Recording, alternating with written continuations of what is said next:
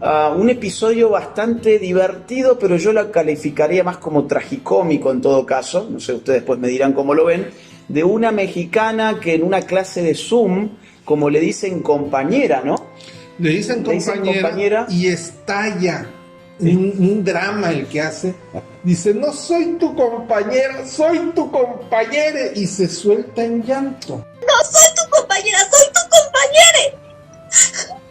Perdón, una disculpa. Compañere, hubo recientemente un huracán aquí en Jalapa, hubo gente afectada, incluyendo... Pero porque ella había dicho que era no binaria, ella había prevenido el curso de que como era no binaria había que tratarla con ciertos pronombres y ciertos lenguajes inclusivos. Yo suelo mandarle correos a mis profesores en cada inicio de semestre. También la oficina de género lo hace. Lamentablemente los profesores no siempre acatan el pedido de que me hablen de ella.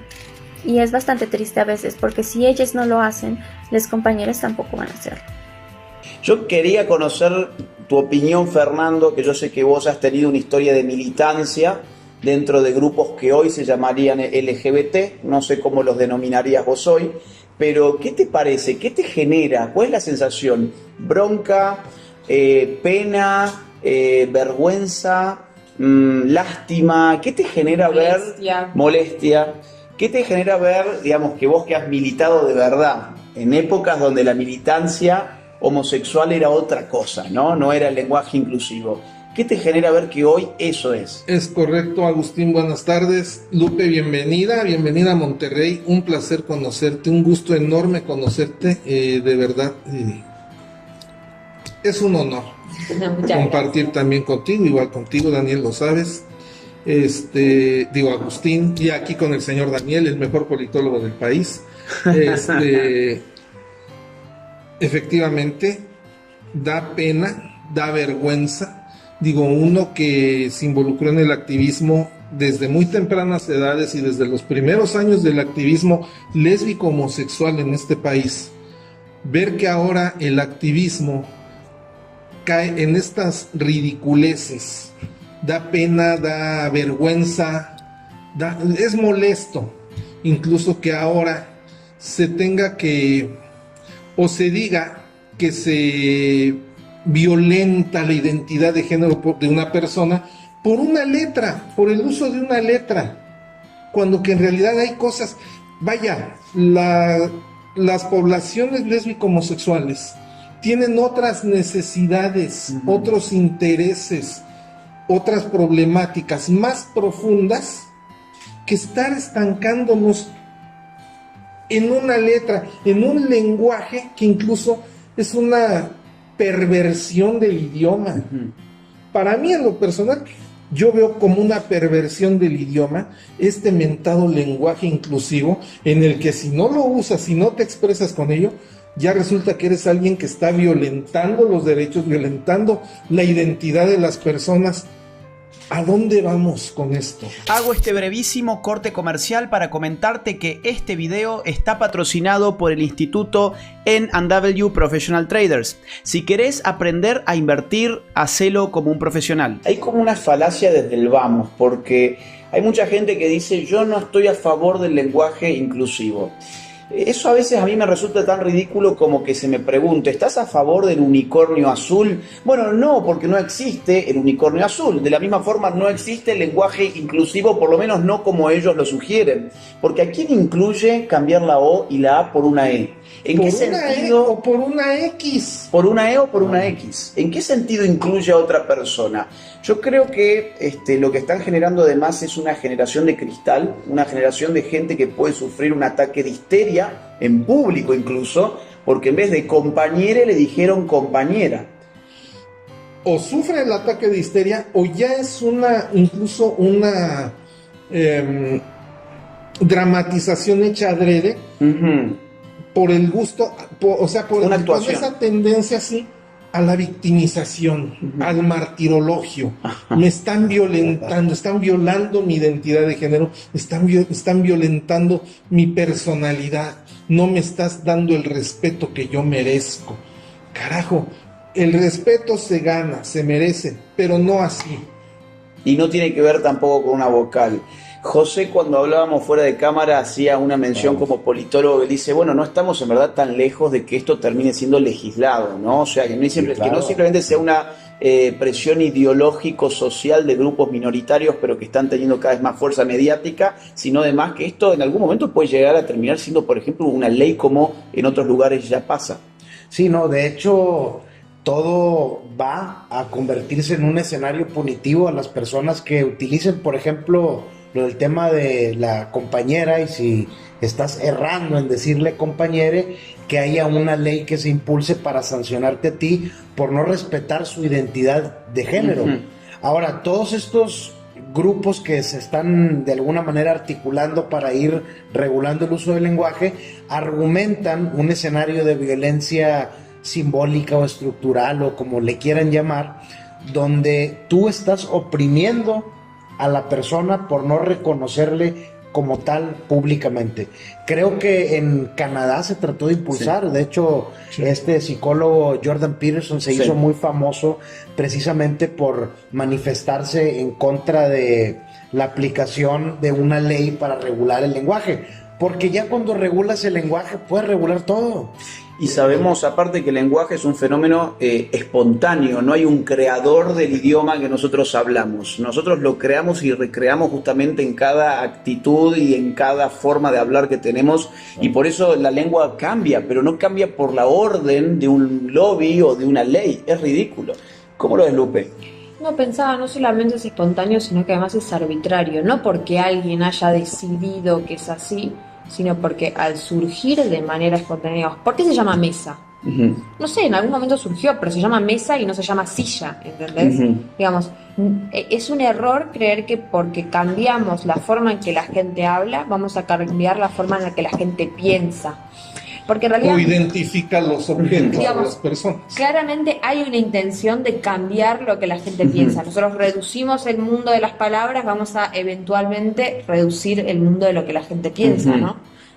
Pero sí es un razonamiento tonto pensar que primero vamos a cambiar lo que se dice y sobre eso vamos a cambiar la forma en la que se piensa. Yo creo que no tiene que ver por el cambio de la E, la forma de cambiar de la gente, digamos. La forma de pensar va a cambiar muchísimo con, no sé, creer que incluimos a partir de, digamos, es la filosofía que hay detrás, no el cambio de la letra en sí. Y esto lo estudiaba Saussure. Primero el cambio, digamos, la representación está en la cabeza, y el fenómeno espontáneo va a ser producto de lo que está acá, no al revés. Es un poquito un pensamiento mágico, ¿no? El pensamiento mágico bien primitivo de pensar que como yo emito un sonido, la realidad se ajusta, genera un cambio en la realidad con el sonido que yo emito. Y en este caso es un sonido tan básico como una vocal, ¿no? Cambié la O o la A por la E, o por la X. O por la X, y el mundo ha cambiado. Hay gente que está siendo incluida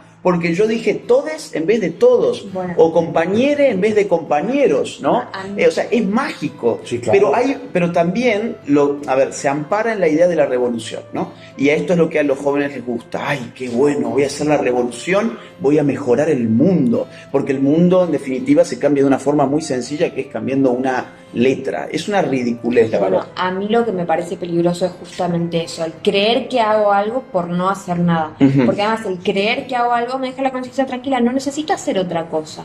Y en el fondo nos lleva a deshacernos del compromiso, a entrar en una situación muchísimo más pasiva, donde ayudar a una mujer es colgarse un pañuelo verde, incluir a una persona, y excluidos del sistema tenemos un montón: analfabetos, gente que está en situación de pobreza, ancianos, personas discapacitados. Ahora el niño por nacer, claramente un excluido total del sistema, ¿no? Pero digo, vos crees que estás incluyendo, que estás ayudando por no hacer nada. Pero antes el no hacer nada era, bueno, no hago nada y me siento incómodo por no hacer nada. Ahora ya no hay incomodidad, porque vos lo estás haciendo. Y sos cool además, porque es cool hacerte el que hablas en lenguaje inclusivo. Bueno, porque el artista de Hollywood ahora es inclusivo. Aquí Diego Luna, lo que acaba de pasar. Diego Luna, un actor muy famoso aquí de México, y ahora acaba de sacar una serie en Netflix diciendo que él ya incluyó el lenguaje inclusivo para promover todo este tema, un cambio de pensamiento. Y fíjate, acabas de tocar un tema muy importante, y es que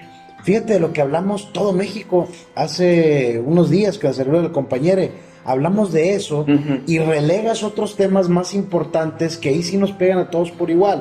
La pobreza, ¿hace cuánto que no se habla? La salud, hombre. La salud, la pobreza, la falta de oportunidades, la crisis derivada del COVID, que estamos...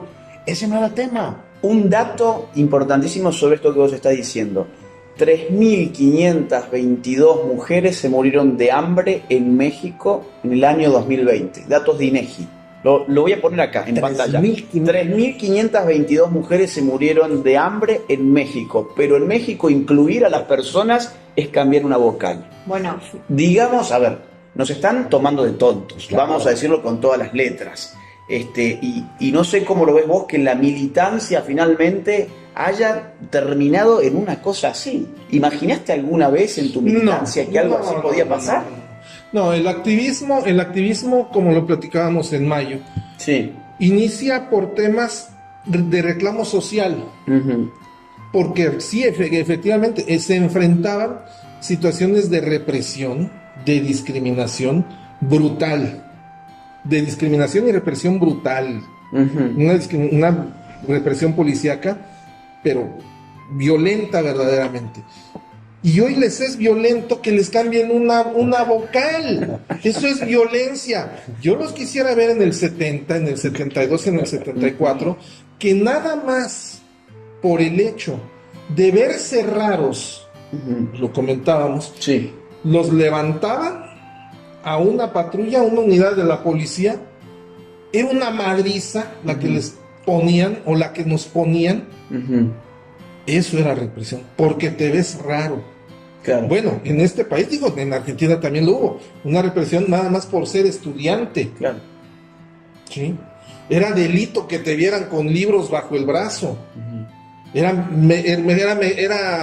más redituable perseguir a un estudiante que hoy, por ejemplo, un narcotraficante. No, hoy a los narcotraficantes son abrazos y no balazos. Ese es tema de otra mesa, pero bueno, también lo podemos tocar. Entonces, hoy vienen a alegar violencia, agresión, negación, invisibilidad, discriminación por una vocal, cuando que el activismo nace, ya digo, como un reclamo por el reconocimiento, no reclamar mis derechos me los da la Constitución como ciudadano de este país. Se reclamaba el reconocimiento de esos derechos y la libertad para ejercerlos, punto. Sí. No, ahora derivó en esto. Sí. Y algo que me faltó, que ya no por cuestiones de tiempo, que el camarógrafo, productor o lo que sea, ya no estaba tronando los dedos. Y Sí, no sé para qué, que no ¿te fuera. acuerdas? Sí, Sí. ya. Había que terminarlo. Sí. Digo, a mí que me digan, ¿dónde está el reglamento que diga que el homosexual tiene que ser ateo, Ajá. proaborto, comunista radical, aunque no sepa ni madres de lo que está hablando con esos conceptos? Progre. Que tiene que ser proaborto, Sí. decía, Un progre.